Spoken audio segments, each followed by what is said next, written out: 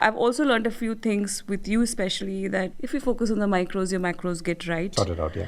So, as of today, I mean, food, so you have only been making our weekly plans, which also I keep altering. Sure. For reasons you know. But with respect to fitness, because, I think you asked a question earlier on, on the signs of dance and, the pressure of, because I've seen my body perform in a certain way, my ability to do certain things with a certain body weight, and I'm so used to that.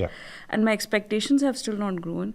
I think one major change that I have been forcing myself to put through, and I hope I don't have to for a very long time, is that to be realistic about your fitness regime. And there are days when you may be able to run 10 kilometers. I still actually, there's this park which I go to on every Saturday and go for a long run there. And there are all kinds of runners and walkers and, autistic people, all kinds of people who come.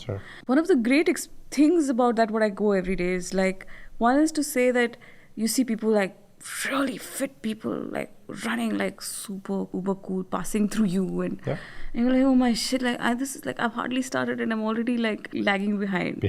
And then you find autistic kids, people in their wheelchairs, just being there for themselves and their health. And then you constantly tell yourself that push yourself as much as you want to, and make sure that that's not.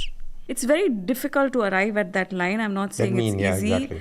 And you need to constantly keep assessing. But I think you have to really assess that. Because for me, as an athlete, as a dancer who has always challenged her body, I find it very difficult when I can't get to doing what I can.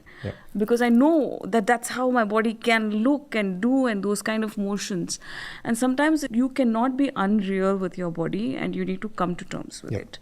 And this may apply to even a person who's not an athlete, because you have a different motion regime. Everybody has their own motion patterns. So when there are changes which are physically detrimental happening to your body, it's important to recognize that you create a fitness regime that adapts to it in a way that you're not cheating, but still pushing yourself.